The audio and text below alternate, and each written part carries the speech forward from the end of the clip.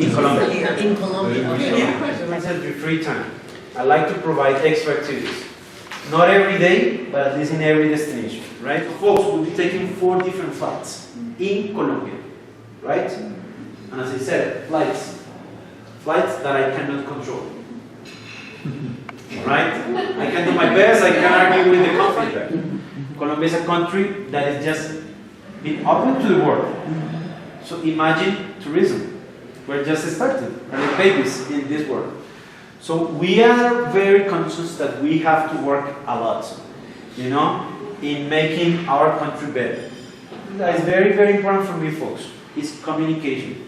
Remember, I'm the local, I'm your trip leader, but I'm also the one who knows the vendors, who knows the hotels, who knows the drivers, who knows the office, who knows the language, right? So I'm not saying that I will solve every problem, but I can be that channel. Family?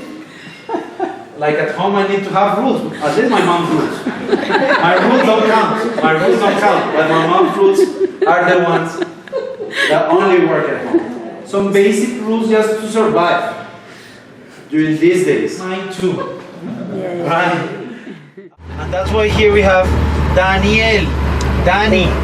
Okay, so Dani, muy buenos días. Hola Dani, buenos días. Dani, it's great to have you here. He knows exactly what I want. Sometimes I listen to him. Sometimes I do. The point is that he listens to you. Yeah, because he knows, of course, a little bit more of my city. What to do, sometimes the traffic, all of that. Now we'll be driving to the Gold Museum, right?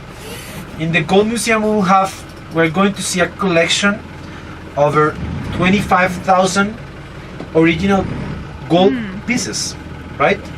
So this is a collection that started back in 1939, right? It started by the national government. So el Banco de la República, or let's say the equivalent to the National Bank, is the one that has this exposition. Probably, I think that some of you already visited the Botero Museum. That's also sponsored by the National Bank. And we're going to have this beautiful collection, right? This will be taking us very close to our indigenous heritage or background. Unfortunately, as I said, in Colombia is a country of 47 million people. 47 million people. And less than 3% of our population belongs to this type of ethnics, to indigenous families. There are around 86 different indigenous tribes who live nowadays in Colombia, who are settled in Colombia. So if we say that they are less than 3%, that means that it's around 1.5 million inhabitants, or 1.5 million indigenous that we have in our country. We have 3% of indigenous. We have around 11% of Afro-Colombians, let's say Afro descendants. 11%, that means that it's around 5 million people who are pretty much located in the 2 coasts of Colombia, in the Pacific especially, and in the Atlantic coast. So in Bogota, we're not going to get to see a lot of Afro-Colombians. That's not going to happen. We can see few of them. But what we're going to see is what we call mestizos, right? Your trip leader, let's say, I don't even consider myself, of course I'm a mestizo, but it's not that when I introduce myself, hey, my name is Ernesto, I'm mestizo. No, of course I don't say that. But let's say that we are around 86% of mestizos or white people, that we don't belong to any specific ethnic, right? We don't say that, oh, I belong to this, no. Right, you can find in other trips, like in Bolivia, that more than 60% of the population still belong to, indigenous roots, or in Ecuador, you can actually find your local guides or trip leaders who have this type of background. In Colombia, that's not going to happen, right? And that's why I'm giving you this background, to understand the place we're going to visit now, right? Also, we're going to learn a little bit more about El Dorado. Probably you have heard about it. El Dorado, the big legend. That's one of the main. I mean, that's one of the main reasons why Bogota is Bogota, and why we have the capital city here and not somewhere else. So when we get there, I explain to you, of course, a little bit more about it. This is what we call part of the historical district. It's called Candelaria, which is, of course, the candle in the shadow. So La Candelaria is the name of this district. Later on, we're going to get to see a little bit more of the architecture of the place. We're going to see, of course, the classic, of course, adobe walls and roof tile houses. Also combined with all this graffiti. And there's a lot of graffiti, and you know, of course, It's nicely Roger, done. you know a lot about it now. Sometimes some houses hire. Like there's a graffiti over there on that mural. Yeah. You see on that wall? That is Guache.com, is one of the graffiti, I don't know, artists that we have here. It's a really, so they hired, the owner of the house hired the artists to come and paint and do the graffiti in their homes. But of course we have to see that there is a difference between graffiti and murals. That is a beautiful mural. But let's say that in here we have a lot of social graffiti as well, which is for me not the most beautiful, but many people do it. You know, Is it illegal? is it illegal? No, not at all. I mean, it is not supposed to be illegal. For example, it's not supposed to be illegal to do a mural, right? But I have heard about cases when artists are doing graffiti on the streets, and they can be pulled over. They can be actually, I mean, they have gone to jail. And this happened around 3 or 4 years ago. Not anymore. Nowadays there are different, I mean, there are, let's say, but nothing's gonna happen. I mean, nothing's gonna. Roger, did they tell something about it? Yeah, they said you can only be fined. You won't get arrested or have any kind of a record or anything. That's right. You'll get a fine. That's right. Because 3-4 years ago it was different. 3 years ago, there was a local artist, graffiti artist, doing some graffiti on the street. He was shot and killed by a police officer because he was supposed to be robbing somebody. That was never proved, and that caused a big controversy in the city. A lot of artists from not only over Colombia but different areas of the world came to protest, to demonstrate, doing even more graffiti. Then Justin Bieber, or you have heard about him? Justin Bieber came to town. He had a gig, he had a show, and Metropolitan Park in Bogota. He had all the police department guarding him. He decided to stop and do a graffiti on the street. Then eventually he decided to pee on the graffiti. And everybody was like, oh. So like, of course, local artists, I say, hey, how is it possible that, you know, we kill our own artists and we're letting this naughty kid do whatever he wants? So nowadays, there are areas, you see like here, for example, to the right, in which it is completely allowed. There are areas that are given by the city hall, by the local administration, to do contests. They do contests like, I don't know, like every year in specific areas, and they change, of course, topics. They paint over the old graffiti? Yes, they paint in white and then they start over again. Here we have this avenue. We have this kind of stream. This is called the Jimenez Avenue. This used to be a river that is nowadays channeled, right? And by the colonial time, this used to be the most northern part of the city. So everything to the right used to be Candelaria. And when we cross the river, let's say the creek now, we're going into what is not Candelaria. So when the Spaniards came, Candelaria was everything from here to the other side. But this is what they call Yeah, I would like the to- New World.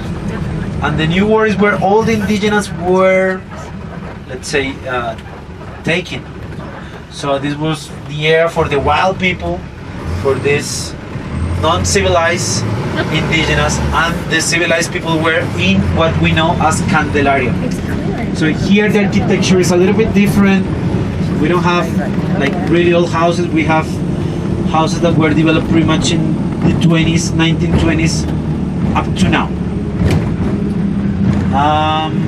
You see, not now, or probably now, actually it's on the corner, is the construction of the tallest building in Colombia. It's going to be 63 or 64 story building. It will be a hotel. It will be called Bogotá Hotel. It will be partial, it will be hotel, will be residence and offices. And will be located here in downtown.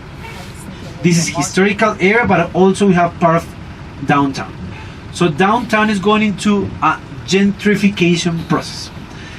So it was abandoned, it was left behind for so many years, like all the 1950s, 60s, 70s and 80s. And 80s started to be, that historical part started to be rebuilt, restored completely.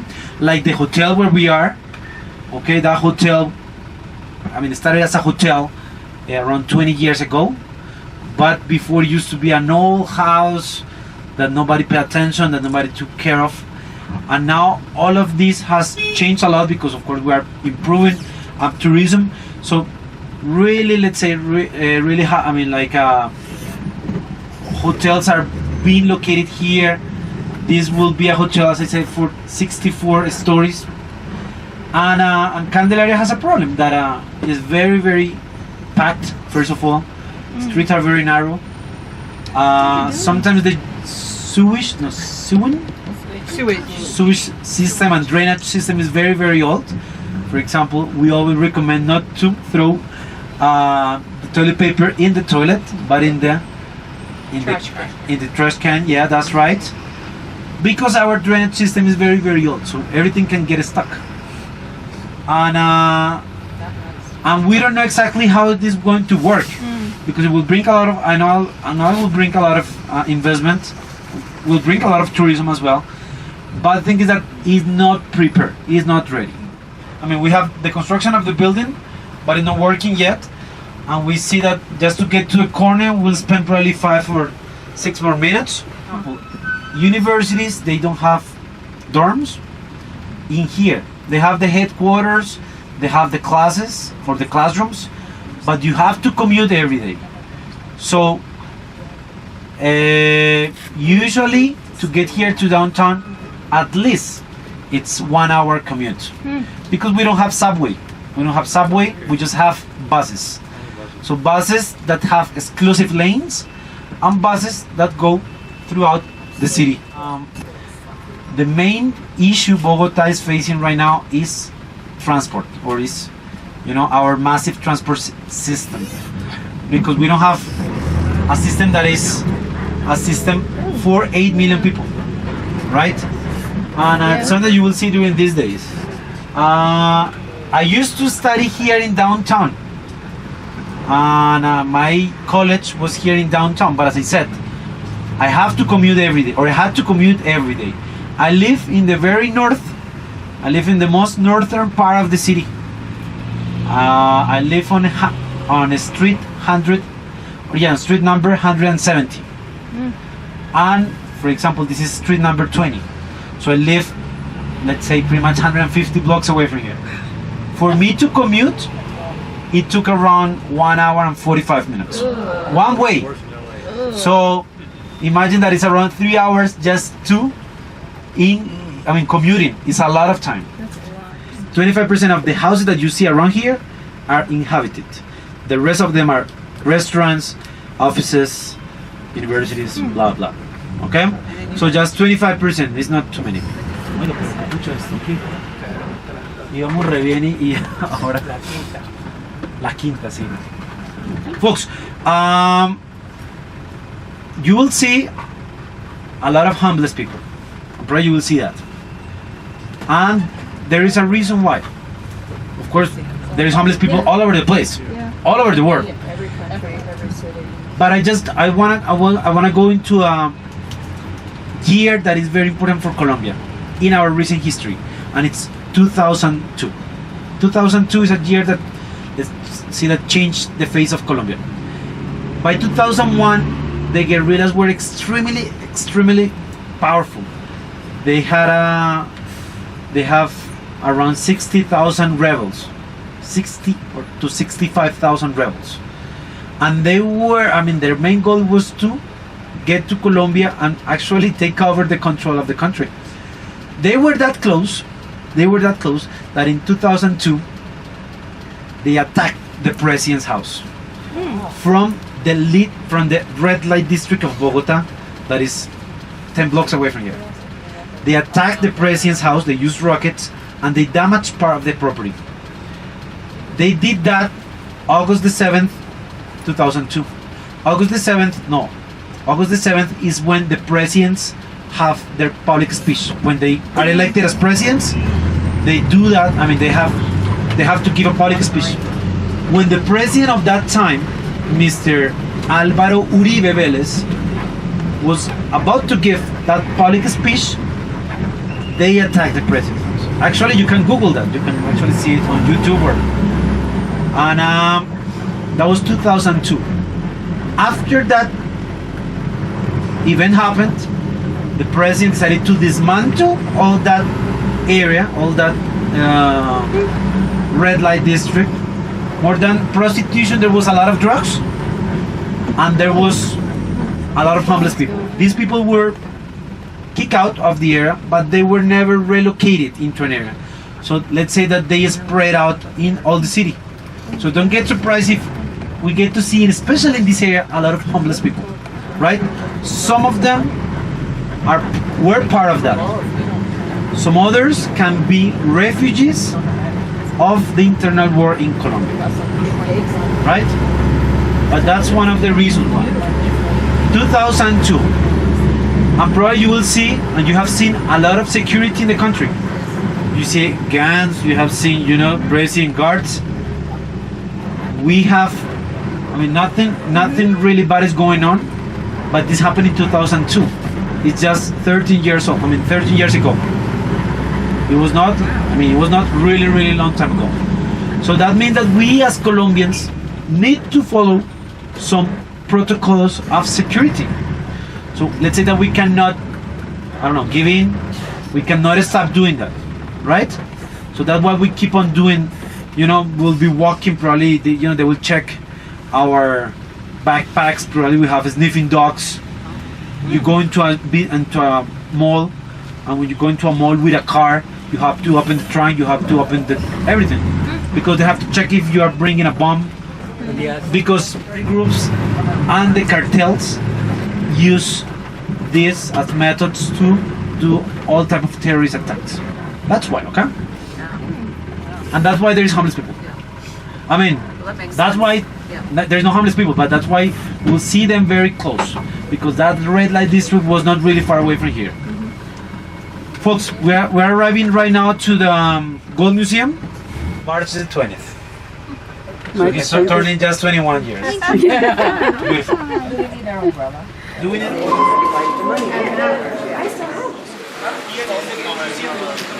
I'll give you your ticket.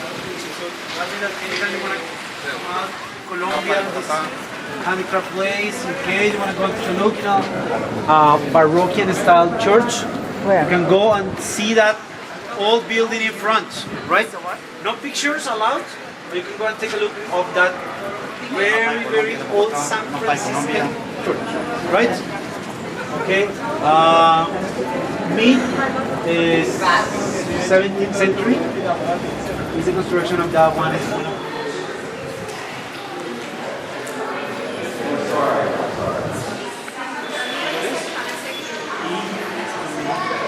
That is so cheap. It's not even $2.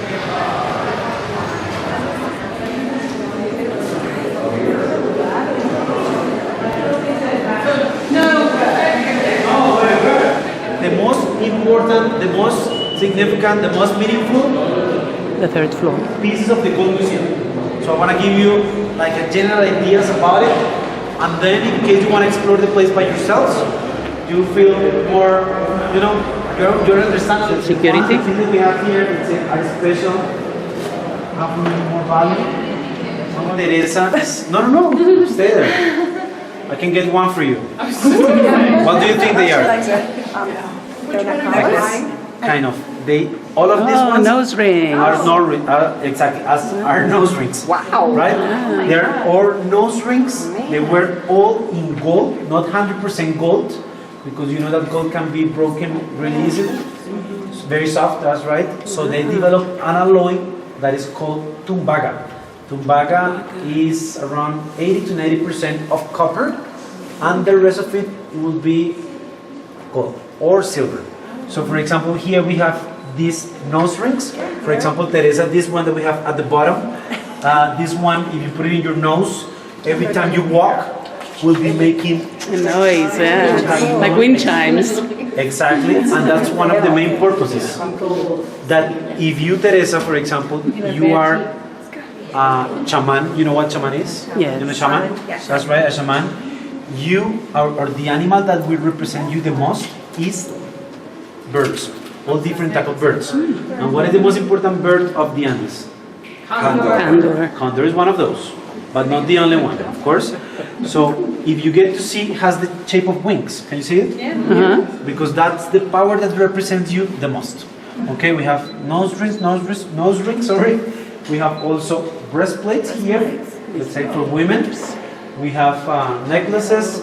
We have, for example, there is a theory about it. I don't know how accurate it is, but women from these regions, from Bogota and the surroundings, they used to eat a lot of salt.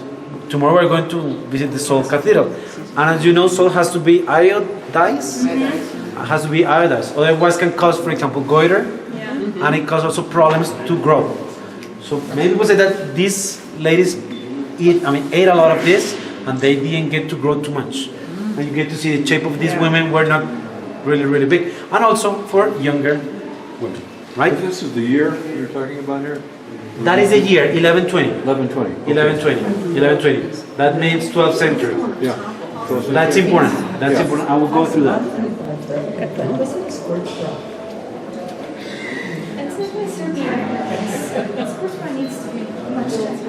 For example, these are not nose rings. These ones, all of them, everything is pretty much these ones, are called poporos. Poporo. This is a poporo. This is a poporo. What is a poporo? A poporo, let's say that is a golden container. In this container, the indigenous, the shamans, where is Teresa? Teresa, my shaman. Teresa is the one that knows everything about nature. So as you know everything about nature, you have to learn how to manipulate all different medicines of nature. So you know how to, for example, how to manipulate coca leaves, jopo, jahe, ayahuasca, and all different, let's say, plants of our environment. So in this container, you are going to add mineral lime. This mineral lime, you are going to use one of these sticks. You see these golden sticks as well, and you're going to stir it up, and in your mouth, as an example, in your mouth you're going to be chewing coca leaves, and then you're going to be with your container, and then you add a little bit of that mineral lime into your mouth to combine it, of course, with the coca leaves. This is what is going to cause you probably hallucinations, okay? And that will give you the power to transform yourself into a sacred animal. In this case for you will be a bird. So that's why, let's say that these containers were the ones they used to connect different worlds, or to have the possibility to transform into different animals. To have poporo of gold. Poporo, and the poporo sticks of gold as well. So let's say that many different things were made of gold. like containers, all type of ornamental, designs. Everybody had to wear something in gold. Everybody, crowns, earrings, nose rings, breastplates, canes. This little boy too. My new chaman, come on over here. He doesn't want to be. So everybody had to wear something. So That is the ultimate ritual they have. okay, so that just reacts with the coca leaves. With the coconut leaves in your mouth and saliva in your mouth, right? Ernesto, what if you didn't afford to have gold stuff? What if you didn't afford, if you couldn't afford? They could afford because we have all mines here. Okay. So even the poor people could afford gold things? just the tribes. And remember, they did a lot of trading, a lot of bartering. Okay. So I give you emeralds, you give me gold. I give you salt, you give me salt. You see that? I'll give you a lot of salt, you can give me a lot of emeralds. But back in the time, of course, was different. This is where some of the El Dorado.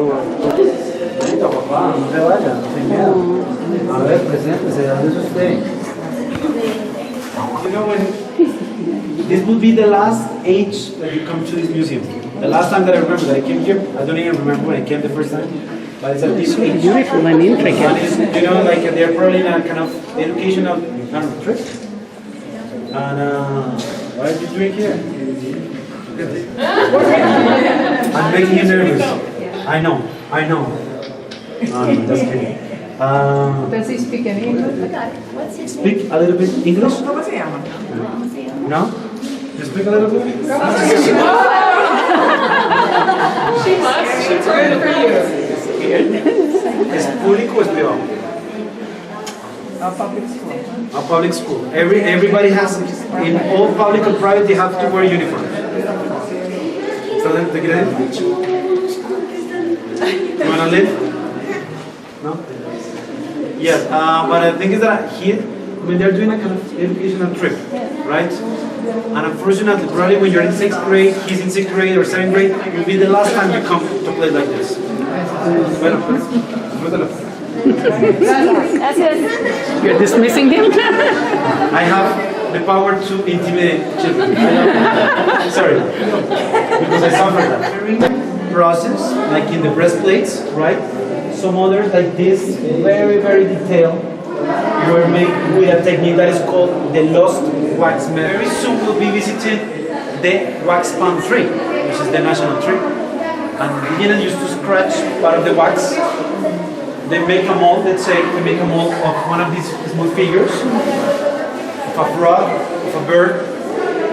They cover it with clay in a different process. They dip all the planning with the gold, right? They got the gold from river sources. They melted this gold into, of course, very unique, specific ovens and very, of course, high temperatures. And then when the gold is melted, they're going to drain out this wax and they're going to add this melted gold into the vessel, and that's what is going to create this. This production lasted around 2,000 years. 500 years before Christ until 16th century. Why 16th century? Why 16th century? Come on, 16th century? Because Bogota and Colombia and pretty much Latin America was founded and colonized during that period. Bogota was founded in 1538. Bogota, we don't have, in this year we don't have gold, we have a lot of emeralds and salt. Central and western ranges were very rich in gold mines. Gold, silver, nowadays nickel mines. They used to trade. They used to trade. What is the name? Remember this one? This is a popolo. Where? We're in Colombia. In Antioquia. Antioquia. We're going to visit Medellin, which is the capital city. Okay. That little town probably was the mecca of goldsmiths in Colombia, right? And they probably made the most elaborate golden pieces during that time. So this one was found in that place, in that little town. We're going to drive when in our experience in the coffee grinder. And we're going to see this poporo. This poporo was found in 1939. And they opened the museum with this piece. Okay? This was the very first golden piece to open the museum. Of course, not the facilities that we have Where now. were they before that? They were all buried underground in the funeral graveyards or chambers. When the important people like Teresa, let's suppose that you pass away, one day you have to pass away. You're going to be all decorated with golden pieces, with all of the figures that represent you the most. So all of that was found in lakes, in lagoons, and underground. This one has the shape of a Coke, like a Coca-Cola. But it's not a Coke. It's representation of a pregnant woman. Pregnant woman represents fertility, abundance, right? That's why it has this shape. So inside must be hollow, and as I said, you have to add what you need to add. Okay?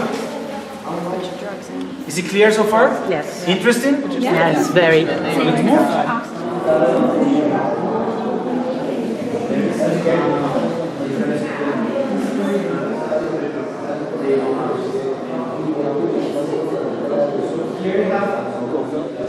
They're so interesting. Will be this person? Intricate. Let's suppose that is me or Jack. That's not me. Let's suppose that is Jack. And that is you. Yeah, that's right. You look great, Jack. Love your eyes. And that is Teresa, right? But let's say that in this case we have a leader. We have a cacique. You know what the cacique is? Like The a cacique. chief. You know who the cacique is? The chief? That's right. Chief. Chief. Sometimes I have to struggle to pronounce that word. Just- That's what I said in Spanish. But let's say that Jack is my cacique. And he was going to look like this. As I said, every person needs to wear something in gold, no matter your status. And even more him, because he is the leader. He's the son of the sun here on the earth. He represented his father here in the earth, or on the earth, in the earth. So that's why he has to look like this. That's why they use gold, because gold is the closest, let's say, color to the sun. That's why. And they never thought of making money, making profit out of this. They just thought that this would represent, and this was a way to worship their gods. So let's suppose that Jack, you're just 7 years. When you're 7 years, you will be sent into caves. In caves because you are going to start a training to become the leader. You have to live in caves, you have to live in the dark, because you have to know everything about life. The good, the bad, the light, the dark. After 7 more years, when you turn, let's say 14, you can come out. And during those 7 years, you could never go out during the daytime. That's during the nighttime. During the next years, you cannot. For example, you have all these beautiful women of the tribe. Pam, Nancy, Karen, and they will all start seducing you. Okay, go ahead. Right. Even Kathy will be there. He's say not that wearing a one lot day of you gold. decide you decide to get married, and you choose, of course, Kathy. So you will be married with Kathy, but not only Kathy, you will have probably 5 or 6 more women. That means that they practice polygamy. But you, as the main wife, you will accept them or not. You say, yes, Pam is okay, so Pam can be part of the relationship. Thanks, Kathy. But you say, Karen is okay, so you can be part of it. You're the one who decides, or the one who chooses, to accept them to be part of the family. Okay? If you don't accept them, that means that they cannot be part of it, right? So they practice polygamy. But let's say, but for women, it was completely forbidden to be, let's say, unfaithful, right? Every time, let's say, a woman was found unfaithful, they were punished, and the way they were punished is that they went drowned in lakes, and they have to go so deep that they have to ask for forgiveness. Of course, they died on the way. And as a way for you to represent the pain of losing one of your wives, was with this. Emerald, for example, in this region are a very, very big product. But of course, the emeralds were used in different rituals, like this ritual. So the emerald will represent the tears of the pain of losing one of your wives, right? So But let's say that you are the leader. He dies. I know, he dies as a And different. all the wives, what happens to them? Let's go to the next room.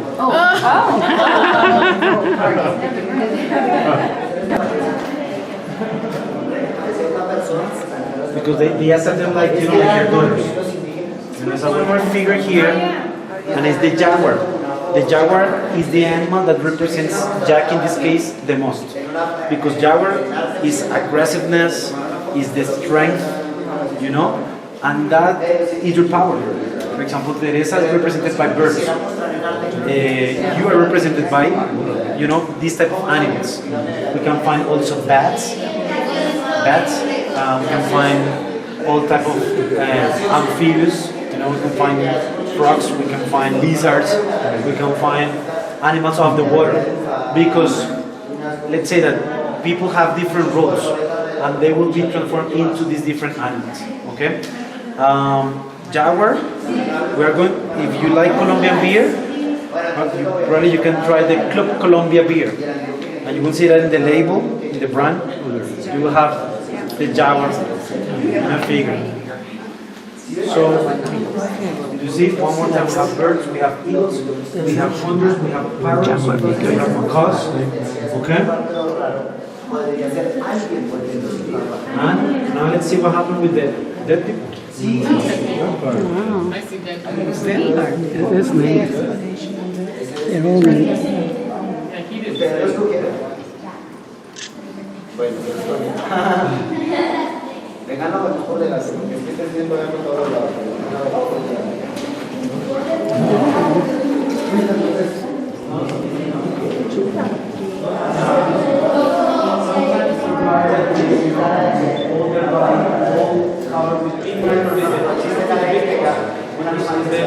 But they consider that there were three different worlds. But in many places called Pachamama, the earth. Then we have this world where we live, and there is a superior life, which is, the sun. That's why they're going to be all covered in gold. And you as, his wife, you want to be in that better life or superior life. So that's why you are going to require to be killed. So you're going to be pretty much smashing your head as a way. Not only Kathy, but really Other wives. Oh, no, I don't want to stay with them. I don't want to stay with them. but you're You're already accepted. So that was the way it was done? They got So- bonked on the head? huh? They were smashed on the head? That's what I know. It was not a sacrifice. It was not like it was something that they required to do. And let's say they die happy. I'm just thinking about the method. That was kind of what it was that I know. It'll kill you. It'll kill you. Folks, all of these gold pieces were found first Kill the wives by the Spaniards. when he died. Where they find them? Where did they find them? They knew how we buried our people, so they went into these places, funeral, burial places, Okay, so and they, of course, tried to dig and tried to get all the pieces. Eventually, they took them to Cartagena, which was our main port. From Cartagena, they went to Europe, and probably you can see them in Italy, in Spain, in all these different, right, melted or casted in these beautiful churches. Also here in Bogota, funeral chambers in the lakes. That's why we're going to see the legend of El Dorado. But for these people, for these indigenous, there was like a life after death, so they never considered that they were going to die like this. That's why, for example, death was a big celebration. That's why, for example, they use death mask. They also try to preserve their people, so they try to mummify them as well. So there are, for example, schools, and there is still like mummies in some areas of the country. That's very interesting. And sometimes human bones and ashes were kept here in these vessels as well. Folks, interesting or questions? Do we have questions so far? Ernesto, Yes. do they believe in life after death? Yes. They believe. Any relationship at all with the Inca? In the southwest, just in the southwest of Colombia. There is. When the Inca Empire was spreading out, was expanding, it was exactly. It was entering by Ecuador to the southwest of Colombia. There is a tribe that is called Nariño, and that is the closest I mean, that is the only one that has a little bit of the Inca Empire. Yes. And that was the other problem. In Colombia, most of our tribes were agricultural families. So they were like, we were a very easy target to be conquered. When the Spanish came, they came, let's say, with glasses, and we started to give them everything away. They started to enslave us. We never resisted against them. We never fought against them really, really hard. Like, of course, Aztecs, probably Mayans, and especially Incas did, because they were an empire. They were warriors. We were not. We were agricultural families. So that's why we were very easy targets. Our indigenous were enslaved to work. They died because they were not strong enough. Women were raped, and the result of that rape is us. So, a mixture, because the Spaniards, different, for example, England invaded invaded North America. They pretty much killed all, evidence of indigenous. They never decided to mix with them because they brought their industry, they brought their families and everything, and they made an extension of, let's say, of England. But in here they didn't do that. They sent the worst of the worst to come here, slave, conquer, and they didn't care too much of bringing their families because they didn't have families, so they decided to slave and, let's say, rape women here. So that's why we have this mixed culture. You're blonde, you see? So you're, let's say, almost pure European. I'm not. I cannot say that I am 100% Spanish because I'm not. I'm like 50-50. The goldsmith, they began about, any idea when they developed the technique? 500 in terms of wool, metallurgy, 500 years before Christ. But they use, for example, of pottery and ceramic. That was like 2000, probably more. About 500. Yes. Okay. Now this is original pottery. Everything you see here. Ernesto, It's amazing. before you go, do they believe in life after death? They believe in life. That's why they did all of this. So that people get reincarnated, or they go on to... Remember that they had a transformation into these sacred birds, animals. Jaguars, birds. So the spirit gets reincarnated. Exactly. Okay. Yeah, that's Sort of right. like the Egyptians. Yeah. These are better preserved than American Indian pottery. Oh my God, it's beautiful. Look at that design. Oh, and that one. Look how gorgeous. They are very well preserved.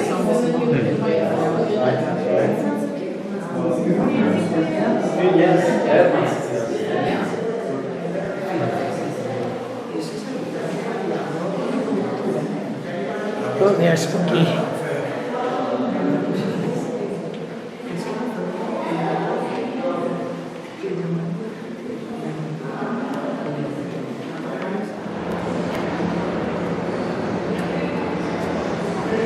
Of the cosmos and controls the forces that regulate life.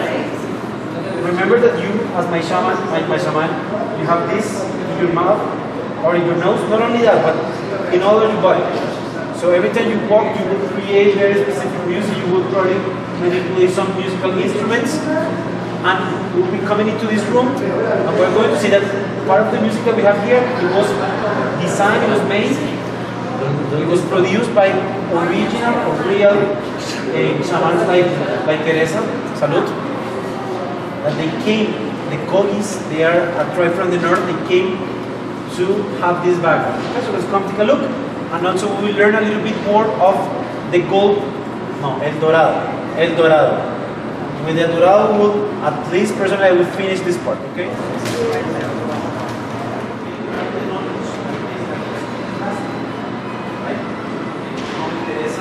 Right? You already had the poporo, you already had the consumption of this, remember, in your mouth. Now you're acquiring knowledge, and this is the position that you will take, the basket woman, okay? Or I might never get up again. Yeah, right. A writer, and this writer was doing what we say chronicle, they describe what they saw, what they saw. So that's, let's say, the only record that we nowadays we can find. And these figures is the only thing that we can get, okay?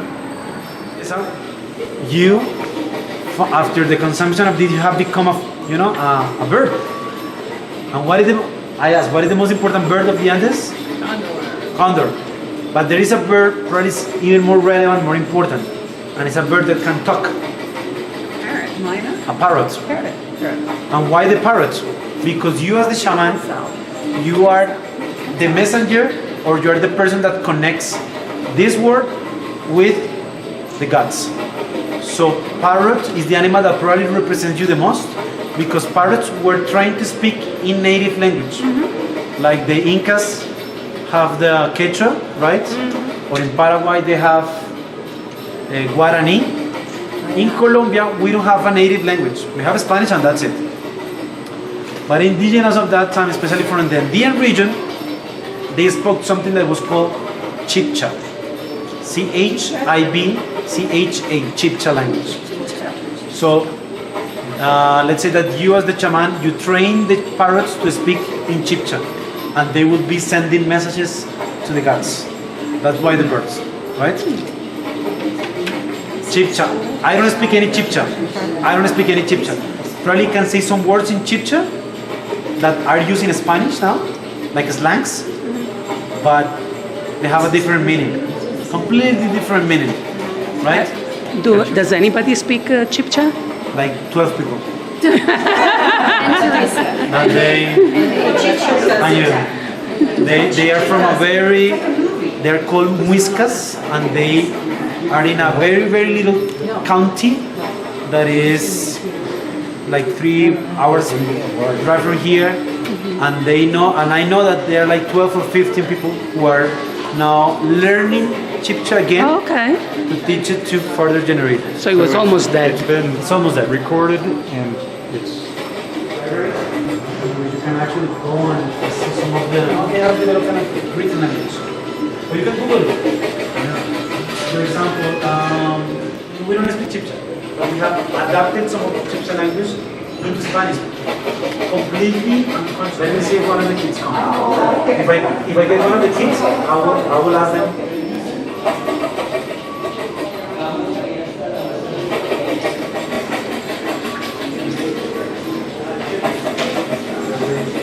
¿Usted sabe qué significa? Cuando yo digo la palabra cucha, ¿qué significa usted? Cucha ese word. En el idioma Muisca es un Los chicos del colegio, también es el nombre que se le coloca a una persona de alguna edad. Yes. Nowadays, for example, we say kucha to a very, very old person. But might be a little bit disrespectful. You know? You need to have a lot of confidence to say that word. Because probably I could say that to my grandma, because she's my grandma. But if I tell that same word to anybody else, that would be kind of offensive. ¿Qué tal? Bueno, usted sabe todo esto, porque sabe más o menos de... ¿Qué tal? Qué pena, el profe viene con nuestro grupo, porfa, necesitamos al profe allí en la actividad. Entonces, profe, por favor. Una persona que es brusca con alguien. Guache means that you are mean, or you are rude, or you use, for example, bad vocabulary. That is a guache.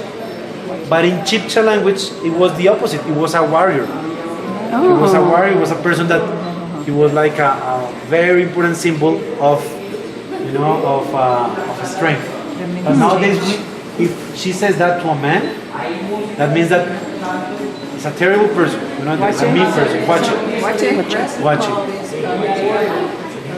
The aggressive qualities of the warrior are evolved Have evolved. down to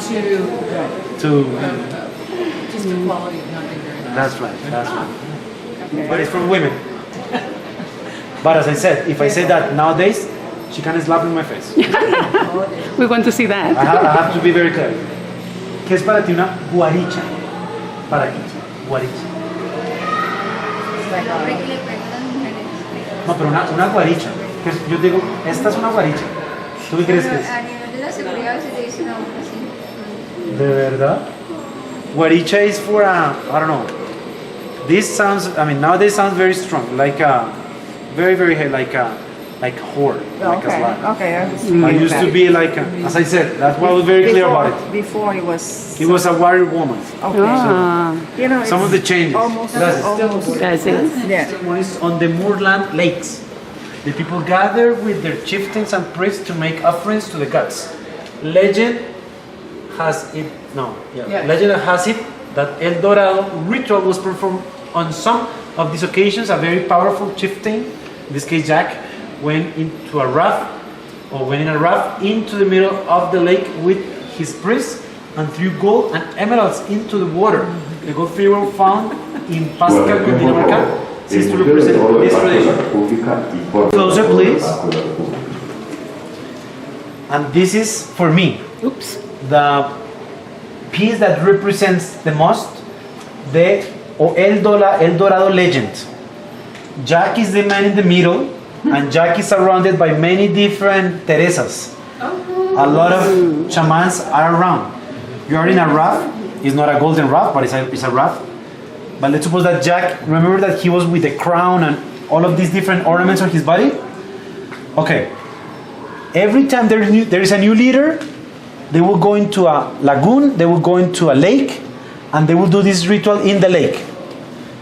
Jack is going to take a swim in the water. With all the gold on? With all the gold on. Why? Because you are the son of the sun, and you are going to become a human being. So you take a swim in the water, let's say at 8 a.m., and at around 3 or 4 p.m. you're coming out. You start by the east, you come out by the west.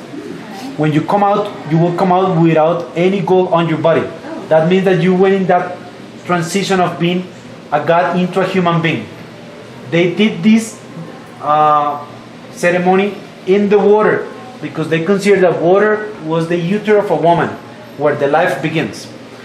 So let's suppose that all of us belong to that tribe, and not only to that tribe, to all different tribes, and we come here to witness this very special moment. So we all come with gifts, but these gifts are not for you, Jack. These gifts are for Mother Earth, for La Tierra. And we are all going to have pieces of gold in our hands, and we're going to throw them in the water as a way to thank, as a way to offer you, as a way to offer Earth for everything that Earth has given us. So all of these pieces were thrown into the water for more than 2,000 years. So imagine when the Spaniards came,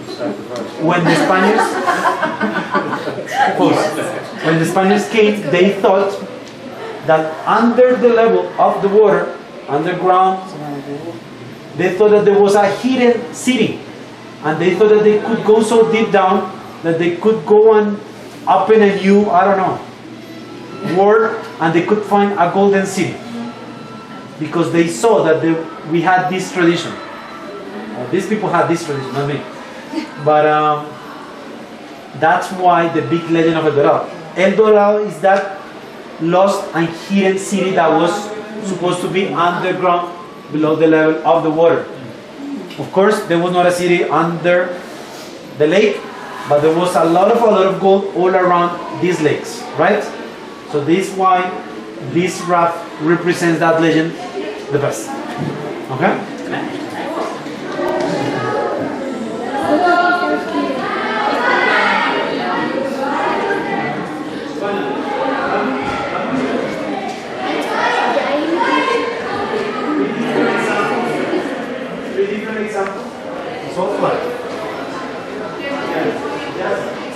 Part of the mountain, and the level of the water was up to here, and they took all the gold that was around here, pretty much. As a final activity, I would like to invite you to come into this room that is called the offering room. Let's take advantage that it's empty, and it's dark at the beginning, but when the doors are closed, light will be on, right?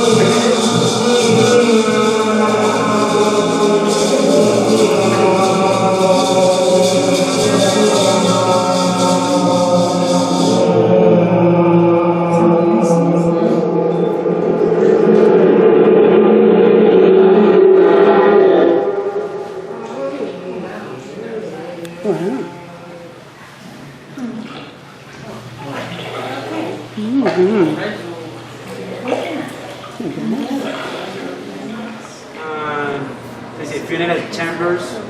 Wow. Burial. It's thrown in as. Yes, they were just offerings. Yes. Gifts. Accumulated over years. Absolutely. Display that is around 25,000 pieces Yeah. is potentially less than 1%. No, it's less than 1% Oh my gosh. of all the gold production these indigenous could have made. So it's nothing compared to Where did they get the gold?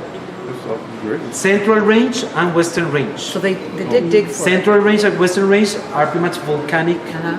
They come from volcanic activity. This one is more a sedimentary origin. Salud. Okay. Is it still active? Still active. The main industry of our economy in Colombia is gold mining, coal mining, silver mining, nickel mining, and oil. Fuels. So, in this moment, gold is probably in the top 3 of our economy.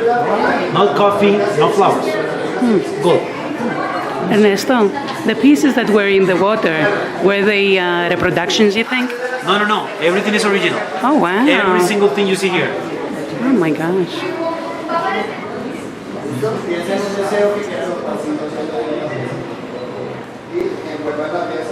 That was level 3. And now we're going to level 2.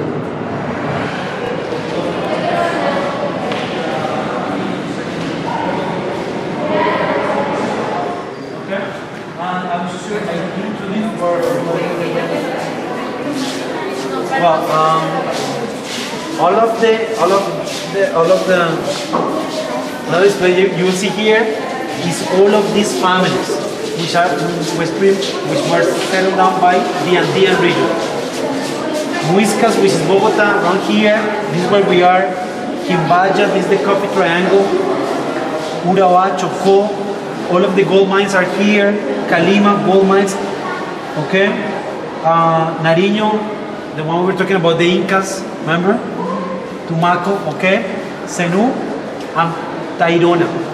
Tayrona, which is in Santa Marta. This is a very unique place in the world because it's the highest peak in the world next to the ocean. So in an area of just 24 miles, you have a peak of 19,000 feet next to the Caribbean Ocean. That's very unique in the world. And these indigenous that make this music, they live in the middle of this. For example, they are allowed to grow coca. They are the ones who are allowed to grow coca because they have done this tradition for more than 3,000 years of history. That's why they have a special, as I said, regulation, okay? Cartagena is over here. Our indigenous tribes are located either here, this is where the war in this moment is taking place in Colombia. Okay? Here in this area, and especially in all of this area. So in order to go to here, there is no roads, you have to fly. Okay? That's why they are still preserved. Because they were, let's say, never found, and nowadays they are kind of protected by the government. Right? Any question? Yeah. Were these indigenous people relocated? No. They're all These ones have been relocated. These ones. Okay. These ones have been the rest relocated. Not these ones. They're in their homeland in Santa Marta. Yeah, for example, these ones, no, they have always lived there, and they have protection from the government. So they get to stay on their homeland. Yeah, and there are some ones here I've been up there. in La Guajira, and there are some others in Venezuela. So we have our constitution, but they are not ruled by the same constitution. They have their own constitution. So they can cross the border from here to here without any passport or without anything. Because they have a special legislation. Okay? Because they are an autonomous tribe. Now, why were these people relocated? Because of the war. Because all of the coca production takes place here. And they were first recruited by illegal groups to grow them. Then the army came here and tried to relocate. Okay? That's been the problem. So did they go into the Amazonas? Who? These people? When they were relocated? They are trying to relocate them in the same place because they were moved out. They were displaced on this area. And they are trying to get them back to this area. So they were sent to the Amazon. They were sent, yes, all over the area. All over. They're so used to living in a different... In just this small area, it's not these numbers, it's not these names. But there were like 20 different small tribes. But I mean, the kind of terrain and weather and... What's a different environment? Totally different environment than the jungle. Oh yes, totally different. But as I said, rebel groups were displaced. I mean, when I say displaced, I mean like... You're going now. You're going now. Do you want to grow coca? No. Okay, I give you 24 hours to live. Right. You know, something like that. Yeah. I will go deeper into that. Sounds like what we did to the American Indians. Yes.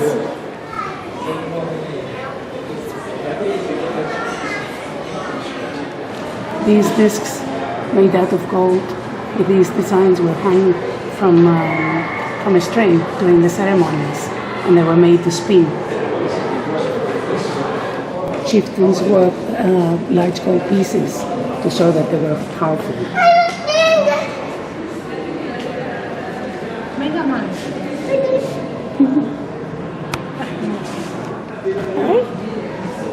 Oh, you're so adorable. Hi. Acá, mami, acá, acá. Hi. Hola. You're so pretty. What's your name? ¿Cómo es su nombre? ¿Cómo es su nombre? ¿Cómo es su nombre? Dígame. My nombre is Nancy. Nancy. Voy a llamar a Nancy. Oh. Okay, I'm gonna leave you alone.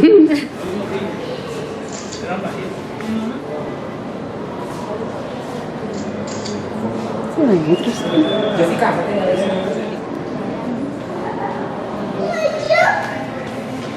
So there in the mountains that are called Taurus.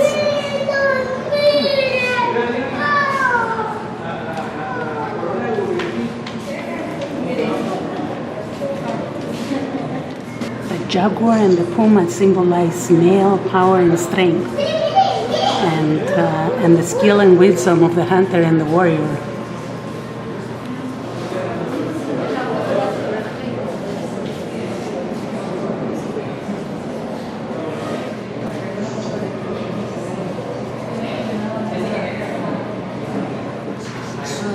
Scenes from everyday life were depicted in Tumaco, Platolita pottery. Motherhood is a recurring theme, as are eroticism, illnesses, old age, and death.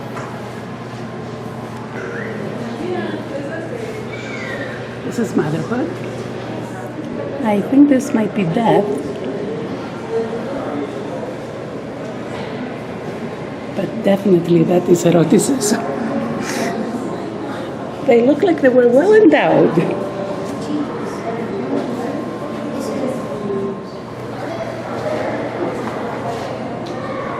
I'm not sure, but I think these are fishing hooks made out of gold. They had gold to spare. Maybe they were ceremonial fishing hooks, not for actual use. These heads were found in garbage dumps, as if the figures were beheaded from the rest of the figure, maybe in a ritual.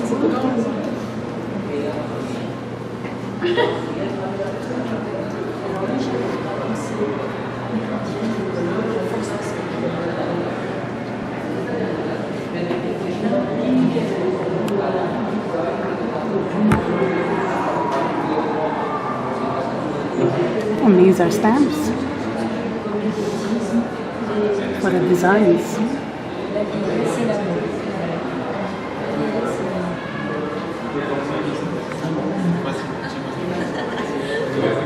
I guess this guy is using a stamp, but he's missing another part. Something going on here. These are pictures of everyday life, carrying containers, maybe as traders.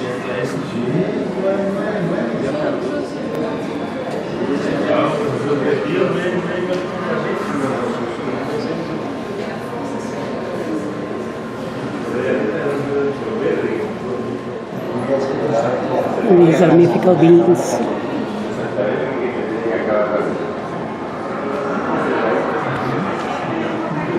Oh my god, this huge thing is a nose ring. It's so big. It's the spots indicate the jaguar and the elongations on the feet. Wow, look how big it is. It's huge. My finger is far away. It's really big. So that's the nose ring, the earrings, and this must be the breastplate. Wow. Amazing. These pieces are amazing. They all would make sounds as the shaman walks. Beautiful. Oh my god.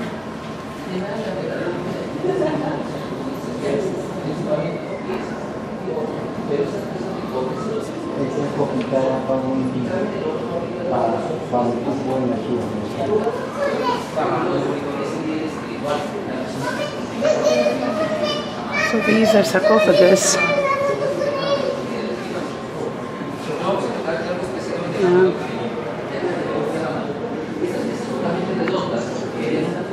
And they found seeds inside, guava, beans, cotton, maize, all sorts of stuff.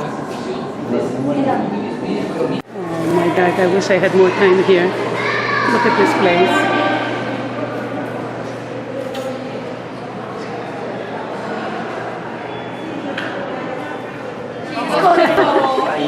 Chicos, por favor.